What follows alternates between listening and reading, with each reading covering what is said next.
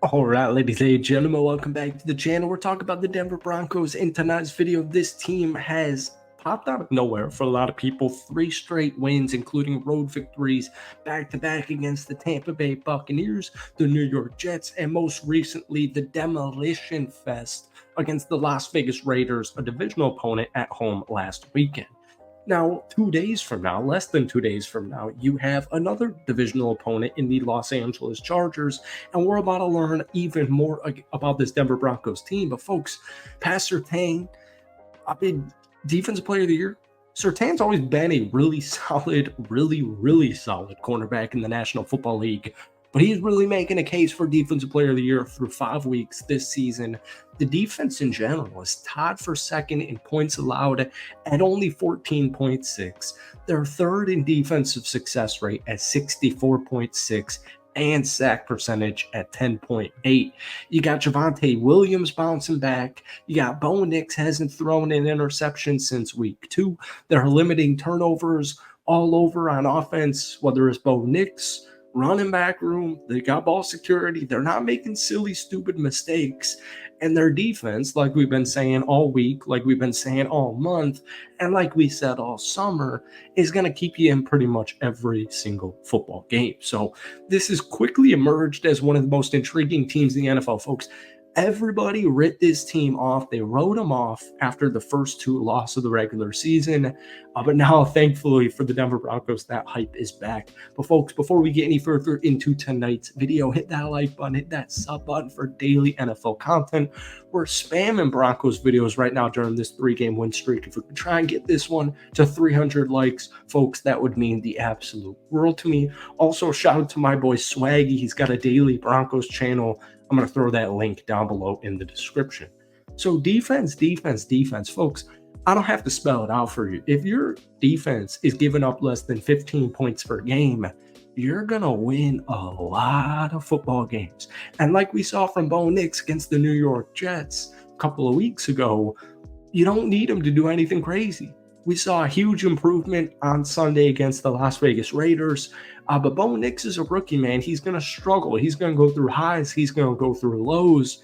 And if he can keep it clean, and if Javonte Williams, which we'll talk about towards the end of this video, can continue this, I don't even want to call it a bounce back. I don't even want to call it a resurgence, because we know Javonte's a talented football player. But if you keep this up, man, the Denver Broncos will quickly become a clear playoff team, even despite Bo Nix being a rookie. So through 5 games, the Broncos have blitzed on just about 45% of their opponents' dropbacks. That's the highest rate in the National Football League. Denver is also 4th in the league in defensive snaps, sending 6 pass rushers at 21, and 1st in 7 at 7 times. The success of Denver's defense isn't just this pressure, or I should say this sense of pressure. They're 8th in pressure rate at 36%. They're 3rd in sack rate at 10.3% when sending 4 or fewer pass rushers. So your defensive coordinator's been an absolute wizard situationally. I mean, I keep hearing Brian Flores has quarterbacks seeing ghosts. I think the same thing applies to this Broncos defense. All 3 of Denver's sacks against the Raiders on Sunday came on a 4-man rush, folks. Teams would kill for that. They would absolutely kill for it. My Packers would kill for that. Zach Allen, one of these reoccurring players we keep talking about on this channel, and he's having a career year. But we always kind of use this as the tester of how much Broncos football do you know? How much NFL football do you know? Zach Allen, folks, is having a career year. He leads all defensive tackles with 27 total pressures. 3 sacks in 5 games puts him on pace to catastrophically, or that sounds negative, to skyrocket his past career high of 5.5 sacks in a season. But it doesn't end just there. Another guy and we could go day and day. We could go JFM, we could go Pat, we could go Riley, or actually we'll talk about Riley Moss in just a second. We could go with Justin Stranaud, we could go with Malcolm Kuntz, we could go with so many different players on this defensive side. Like, I said this in our Broncos video a couple of nights ago. I was watching The Herd does a podcast on Sunday night, and I think the co-host he has is like John Middlecoff. I think he's an NFL guy, and he was saying he was watching that Broncos game against the Raiders this past Sunday, and he kept having to hit the depth chart to see who these players even are. And I think that's just It's so funny, man. We've been making Broncos videos for so long. You guys love being slept on. You guys love being low key, and that's just the definition of this defense.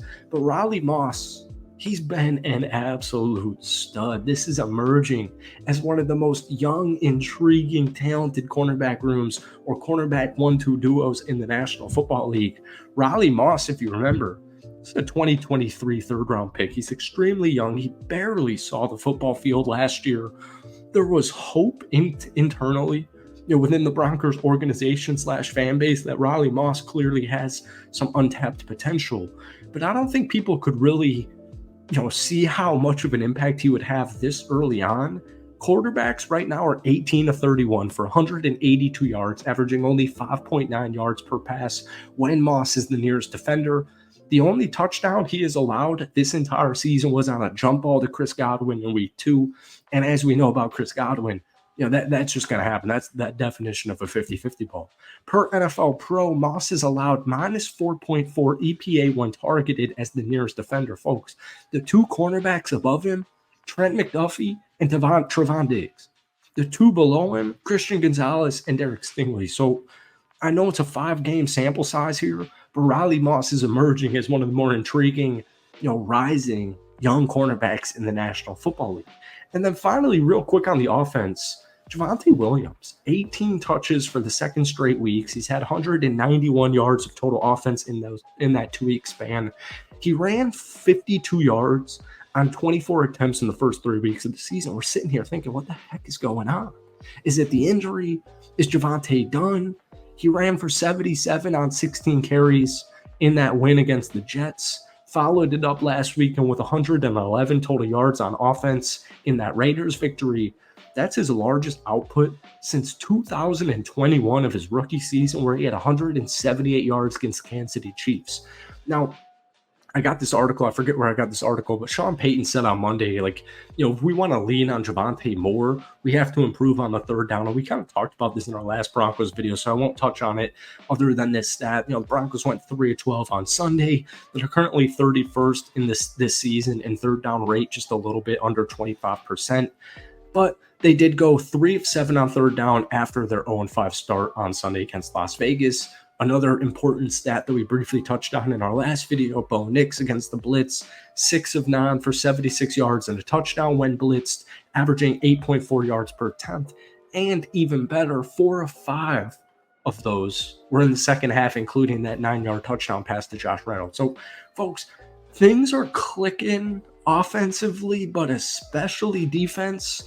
And I cannot wait to see how this divisional rival against the Los Angeles Chargers goes less than 48 hours from now. So thank you guys for watching. Hit that like button, hit that sub button for daily NFL content. But folks, give me a loose or just give me your score prediction for this Broncos game on Sunday down below. Peace.